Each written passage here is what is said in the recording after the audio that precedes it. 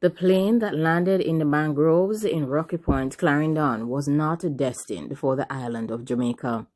According to the police commissioner, Major General Anthony Anderson, the plane that landed in the mangroves in Rocky Point, Clarendon, was not destined for the island.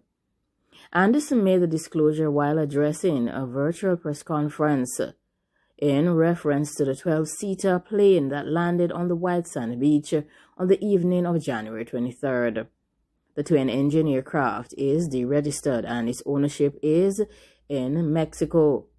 According to the police commissioner, the incident is now the subject of a transnational investigation. Further, the police commissioner mentioned that the police is now aware who was flying the plane. He stated that there was no cargo on board. Beachy Stout has been charged in relation to the passing of his first wife many years ago. Popular Portland businessman Everton Beachy Stout has been charged by the police in relation to the passing of his first wife in the parish of Portland several years ago. MacDonald is also on charges in relation to the passing of his second wife, Tonya MacDonald. MacDonald and another gentleman, Oscar Barnes, were taken into custody on August 5, 2020 during a series of coordinated operations by the Major Investigation Division. Beachy Stout is accused of orchestrating and planning the passing of his wife, Tonya MacDonald, who partially caused harm to her. Tonya was found in a state that was caused by conflagration. She was also found with harm to her upper areas in her car along the Sherwood Forest Main Road in Portland on July 20th. Minot, who was also arrested and charged in connection with the passing, pleaded guilty in the Home Circuit Court last September and was given 19 years.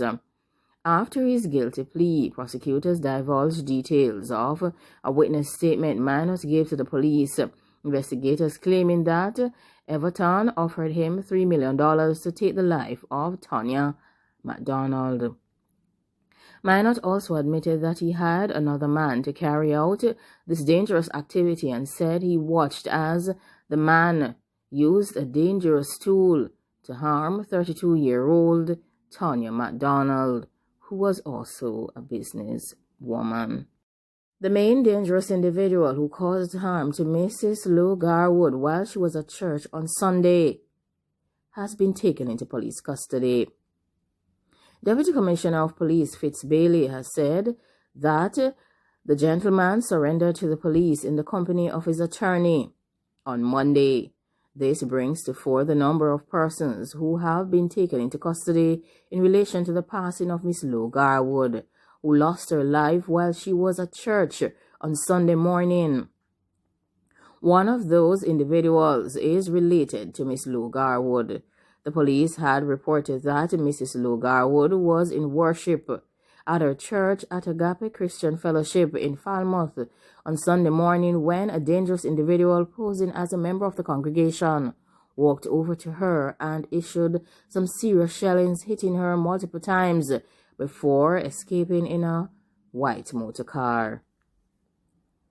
7 months ago, her husband Jeffrey Garwood passed away in a car incident in Lilliput, St. James.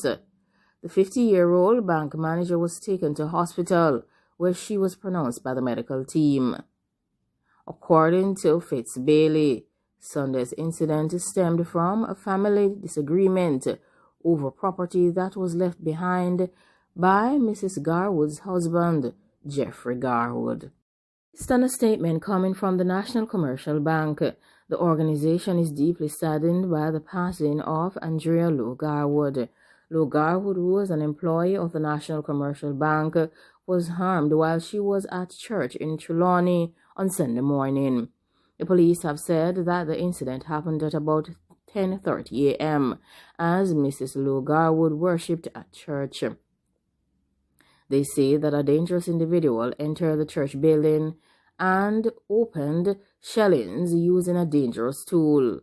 which hit Mrs. Lowe-Garwood several times, and of course, the dangerous individual escaped.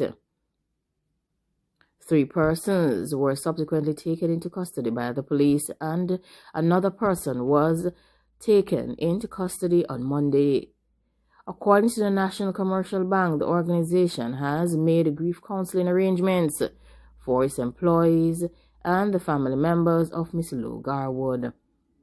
The National Commercial Bank is thankful for all prayers and condolences and requests that the family and loved ones be kept in everyone's prayers.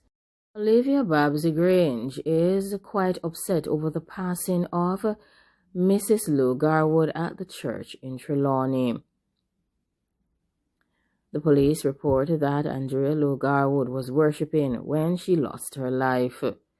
Of course, 7 months ago, her husband, Jeffrey Garwood, also passed away. According to Olivia Babsy Grange, these terrible circumstances surrounding the passing of Mrs. Andrea Lowe-Garwood at church is a call for Jamaicans to wake up. The entire country must now get involved in efforts to end dangerous activities, as it requires all of us to end the dangerous activities, and it will take all of us to defend Jamaica against these dangerous individuals.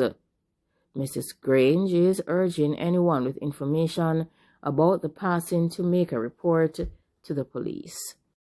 Like, comment, share, and subscribe. Thanks for watching. Have a wonderful day. Goodbye.